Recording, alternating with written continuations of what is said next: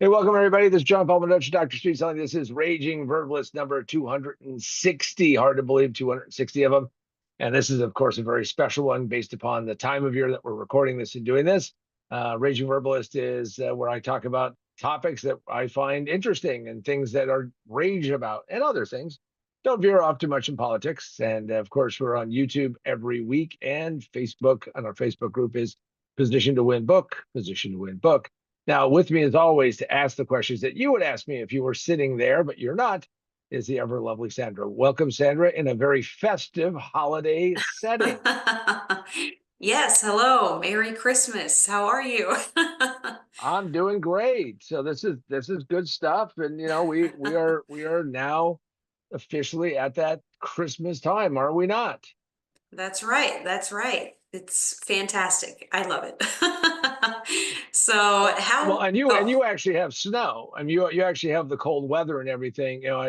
Being in California, some people go out and they put lights around their palm tree or something, but it's not quite the same. So the little knickknacks with like Santa wearing the shorts and the shades, you see that? yeah, that's it. Got to do it. That's right. All right. So, how will you be celebrating this Christmas? Well, this Christmas it's gonna be quiet. We're not going to visit any relatives or family, so that's boo-hoo, but not really. It's been a tumultuous kind of year, so we're gonna probably make up a meal that's gonna look a lot like our Thanksgiving meal because we love that kind of food, little whole setting and things, and so it's gonna be smelling wonderful and cooking all of those things, and just doing that, kicking back. And of course, now that the NFL seems to have games every day of the week until whenever, so we'll probably watch some football even on Christmas. My mother would be aghast because she would always be yelling at my brother and my father and whoever, all the other males who were gathered around the TV, and she goes, "Turn that off and come to the table." So anyway, we'll be doing that. How about yourself? What are you going to be doing this year?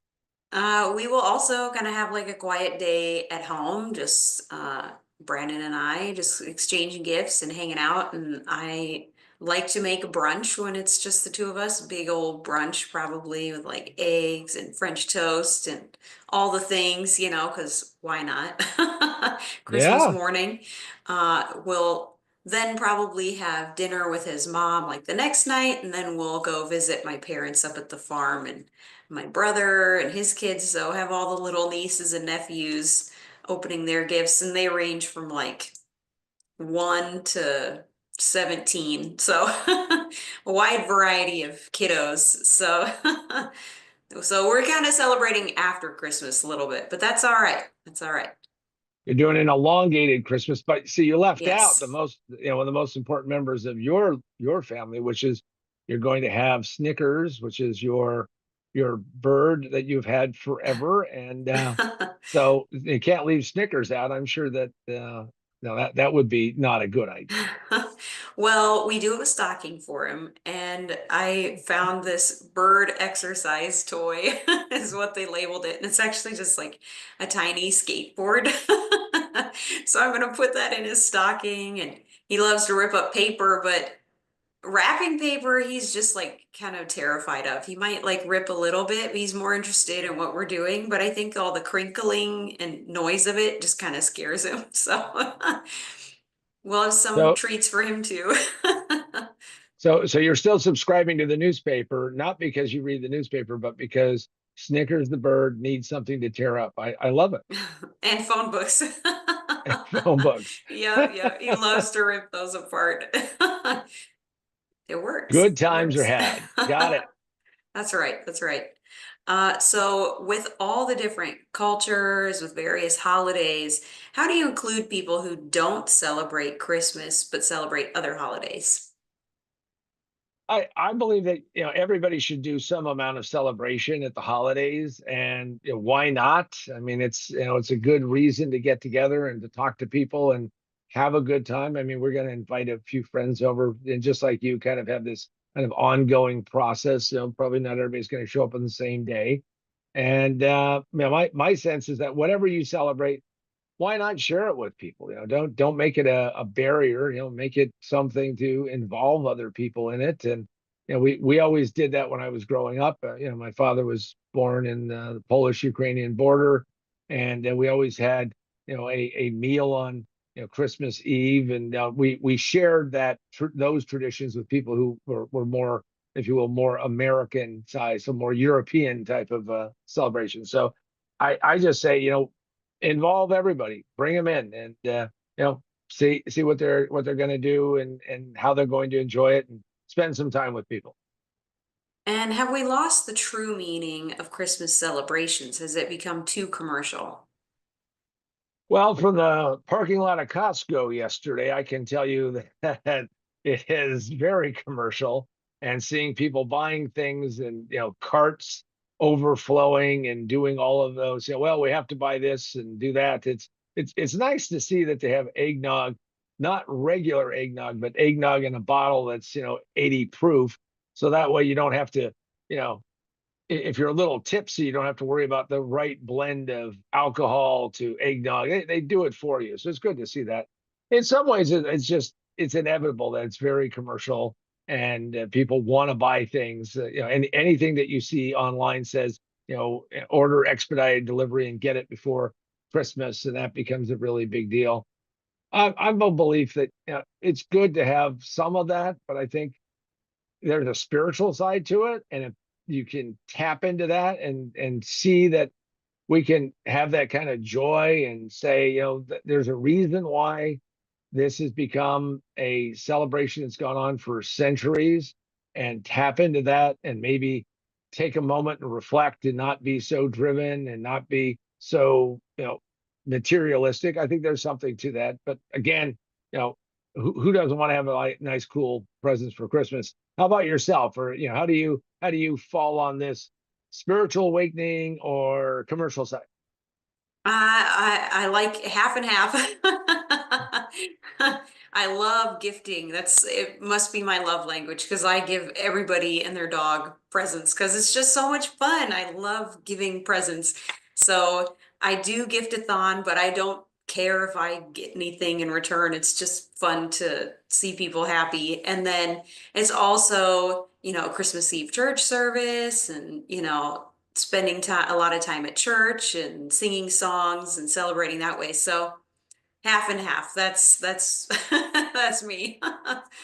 Wow. Okay. No, There you that's good. go. I mean, and it's nice that you're giving out to people. I suggest to people all the time that if you want to use this in a commercial way, meaning that you want to use it for some kind of promotion, is that you should always send people something, something that's doesn't have to be crazy, but for those people who are special, why not send them something? That's right. And can you share a special Christmas growing up? Well, I can. One, I talked about this a little before, but we always celebrate Christmas Eve instead of Christmas. That was our tradition. And what would happen is that my father would go to the Polish Catholic Church, and he would buy essentially the wafers that you would have for communion. And you go pick those up. And then what would happen is that we would have a big setup for that dinner for the evening. And but you can't start no matter how much you want to. And when you're young and you want to get started, hey, we've been smelling this and let's chomp it down. And you have to wait for that first star, and you go out there and you stand outside. Doesn't matter how cold it was in Denver, we'd stand outside, we'd look for that first star. And I think that my father sent us out to look for that first star just to get us out of the house and not drive everybody crazy. And as soon as we saw the first star, we could go back in and we could have the meal. Then the food could be dished out. But one of the things that was so interesting about that is that at the head of the table my father sat, and at the opposite end of the table there was an empty plate. And that empty plate was for really was set for Jesus, the baby Jesus, to arrive, or anybody who would show up at the door. And probably the best memory I ever had is this guy named Fred showed up. I won't tell you his last name, but Fred showed up, and he was a friend of the family's, and he was bringing over presents. And Fred showed up, and the tradition is that if you are the first person to show up, you have to sit at that empty chair where Jesus is. We're waiting for Jesus, and you have to participate. And he kept saying, well, but I've got to get hold of my wife, Darlene, because it's like it's Christmas Eve. I'm just dropping off presents. And he ended up just having a great time, got himself in a lot of trouble with his wife because, of course, he didn't do his appointed rounds and, got, a little bit too much, that double distilled Polish vodka. And before you know it, he was like, woo. And of course, his wife called up and she was rather annoyed with him. But that was a great Christmas Eve. I mean, I really loved it, and I remember it because it was like so interesting and spontaneous and so together. Felt really great. How about yourself? Yeah, so we also, as a family, celebrated on Christmas Eve. We'd do Christmas Eve service, come home, have a big meal of family. My grandparents on my dad's side would be there, my aunts and uncles. So it was primarily dad's side because we all lived kind of closer proximity to one another. And then after that, later when everyone left, like friends and family, then we as a family would open gifts and would stay up till like, 3 in the morning. And then the next day was just Christmas Day service and then hang out at home, just enjoying each other's company and the day. And so um, the coolest part, since it was mostly just my dad's side of the family, is one year both sets of grandparents were there. So it was only one time that I got both sets of grandparents to celebrate Christmas because they were usually traveling or, seeing different family, that sort of thing. And so that's a special, special memory, especially since my grandfather passed away when I was really young. So it was pretty cool. So yeah, the Christmas Eve celebration, I can totally relate. Those are great memories for sure. Well, and that's very, very European, and it's interesting because, of course, that's it's kind of like that opens up Christmas to being more of a time that we get together and we tear open the packages and all of that. So now, of course, if you're out there, it's probably too late to order my book in time for Christmas, but you can actually get it digitally. So most businesses fail in the first 5 minutes. It just takes 3 to 5 years to realize it. Go to positiontowinbook.com, positiontowinbook.com. You can also go to Amazon, Barnes and Noble, Books a Million, wherever books are sold. You can go get this physical copy of the book. Also, you can get it digitally. So, if you want to go check that out, it's available in Kindle, iBooks, and Nook. Any of those will get you through. And it's probably a great book to read over the holidays so you're ready for 2025 and all of that. Also, if you work remotely, you might check out Remote Work for a Better World. And of course, what stocking stuffer wouldn't have been better, but no, we're a little late, but it's okay. Go pick up the Raging Verbalist mug. Everything's a little bit better with a little rage, a little edge, and all of that. So go check that out. All right, Sandra, what do we have next? All right. So what are some of the ways to make the holidays better? Well, I think that these kind of times, I see a lot of people going, well, I don't want to talk to my relatives, or I'm not happy with the way they voted, or I'm not this or that. And people get all wrapped around that. I'm just going to say it simply, this is not a time to settle scores. This is a time to go and get together with people. You don't know how long you've got. And I know that may seem contrite or obvious or whatever, but you don't know.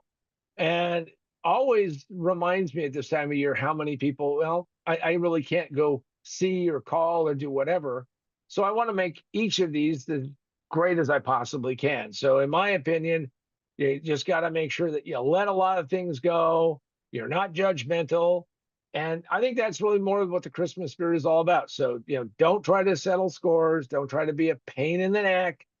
Life's just a little too short for that. All right. And is there a simple way to be more positive this time of year? Well, there is, and there's a technique that we talk about in the book, which is called the good, the bad, and the ugly. And what this is a way to focus on a weekly basis. I think that's the best way to do it. And every week, you have things that happen to you. Let's face it, life happens and things happen, and we have all kinds of various issues. So sit down and write down, what are the good things that have happened to you this week? What are the bad things? What are the ugly things that have happened? But get it out of your head. And it's a way to, if you will, get that emotional angst and get rid of a lot of it. So if you do good, bad, and ugly on a consistent basis, I know from my own experience and from clients that I've worked with and teams I've built, it is a great way to keep yourself focused on the important things instead of dwelling on the negative and all of those other things. Not saying that that's not going to happen. Life is going to happen, but just do that. And can you give us more details? Certainly, the best way to think of it is this: every week you keep track of a variety of things that happen to you. Maybe you got a great parking spot. Especially last couple of times I've been at Costco. It's like, really? I mean, everybody must be here. Anyway, what you want to do is you want to think about that, not just this week or even a month, but really all the time. Is that what you want to do? Is you want to say, okay, how do I categorize things that are good and things that are bad and things are ugly? But in the end, for every week, I say it comes down to this: always find three good things that happened to you, for you, with you, that you've experienced. Always look for three good things. You're allowed to have two bad things. Doesn't mean there weren't more, but really two bad things, and then only one ugly. See, when I did this in a seminar and I said to people, would you go write down good, bad, and ugly? And I didn't give them what I just shared with you, which is three good, two bad, one ugly. People would come back from, the breakout sessions, and they'd have a list of like 10, 15, 20 ugly things that have happened. Cheese, dwell on that. And that's kind of like what you're going to get. So remember, three good things, two bad things, one ugly thing. And why do we do that? Because it's getting it out of our heads and expressing it and understanding that we're human, that things are going to happen. And this is a good way to keep yourself centered and moving forward in a more positive way. And what's your wish for all of our viewers? Well, my wish for you and of course Brandon and Snickers and everybody really wishes to have an absolutely great holiday season, have a great whatever you celebrate, Christmas, Kwanzaa, Hanukkah, if you're a fan of Seinfeld Festivus or whatever it might be, and just have a really good, positive time. And more importantly, understand that there are always things that are going to be entering your life that are going to be challenging. But my biggest wish is that you recognize those special qualities in yourself and those around you, and that you, instead of throwing what has been called dirty bricks, you throw golden bricks and share with somebody something positive. Years ago, when I was doing a turnaround, I was stuck in an airport and it was bedlam. People were walking up to the gate agents and yelling at them and screaming at them. There weren't any planes because there was a lot of snow going on. And I went up and I saw this taking place, and there was this last seat on the plane that I, because of status, was going to get. The guy behind me was apoplectic. He needed to get home, it appeared.